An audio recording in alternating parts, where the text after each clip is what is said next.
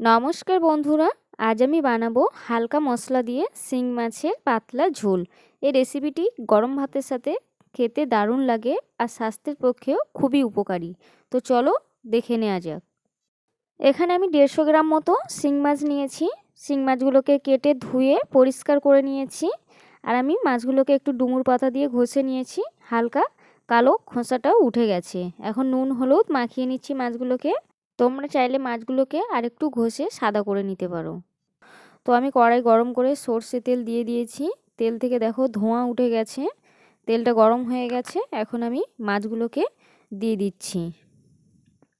সব মাছগুলো আমি একেবারেই দিয়ে দেবো, বেশি মাছ যেহেতু নেই, অল্প কটাই মাছ। তো মাছগুলো আমি সবগুলো দিয়ে একেবারেই ভেজে নিচ্ছি, হালকা করে ভাজবো। তো মাছগুলো দেখো আমার ভাজা হয়ে গেছে। এখন আমি মাছগুলোকে তুলে নিচ্ছি। মাছগুলো তুলে নেওয়ার পর কিছুটা তেল ছিল, আরও কিছুটা আমি তেল দিয়ে দিয়েছি। দিয়ে দিলাম সামান্য আমি গোটা জিরে। জিরেটা থেকে সুন্দর একটা গন্ধ বেরিয়ে গেছে।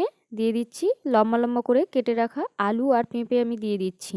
তোমরা চাইলে এর মধ্যে আরও অন্য কোনো সবজি অ্যাড করতে পারো, কাঁচকলা, তারপরে ঝিঙে। তো আমি দুটো সবজি দিয়েছি। তো একটু নাড়াচাড়া করে আমি এর মধ্যে দিয়ে দেব পরিমাণ মতো নুন আর হলুদ। দিয়ে একটু 2-3 মিনিট মতো নাড়াচাড়া করে নিচ্ছি। এরপর আমি দিয়ে দেব একটা মাঝারি সাইজের টমেটো, আমি কেটে নিয়েছি। টমেটোটা দিয়ে দিচ্ছি, দিয়ে একটু নাড়াচাড়া করে নিচ্ছি। টমেটোটাও অনেকটাই নরম হয়ে গেছে। এখন আমি এর মধ্যে দিয়ে দেব কাঁচা লঙ্কা, আদা আর আমি জিরে একসাথে পেস্ট করে নিয়েছি, দিয়ে দিচ্ছি। আর কোনো কিছু মশলা আমি এর মধ্যে অ্যাড করব না। এই মশলাগুলো দিয়ে এবার সব কিছু আমি ভালো করে কষিয়ে নেব।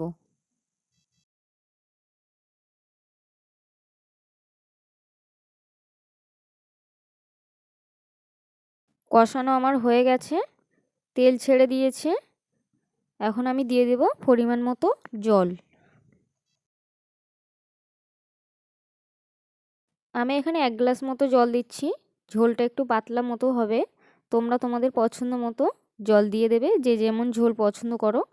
এখন আমি এটাকে ঢাকা দিয়ে দিচ্ছি। বেশ কিছুক্ষণ হয়ে গেছে, এখন আমি ঢাকনাটা খুলছি। তো দেখো ঝোলটা ফুটে গেছে। এখন আমি ভেজে রাখা মাছগুলো দিয়ে দেব।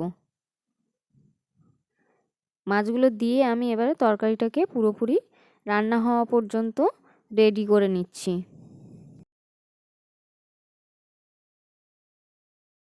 তরকারিটা আমার হয়ে গেছে। আমি মাঝে 3-4 বার নাড়াচাড়া দিয়ে নিয়েছি। আলু পেঁপে সব সিদ্ধ হয়ে গেছে আর নুন টুনগুলো একদম ঠিকঠাক রয়েছে। তো নামানোর আগে আমি উপর থেকে ধনেপাতা কুচি দিয়ে দিচ্ছি, দিয়ে আমি নামিয়ে নেব। তো আজকের রেসিপিটি এ পর্যন্ত। রেসিপি ভালো লাগলে অবশ্যই সবাই লাইক কমেন্ট শেয়ার করতে ভুলো না।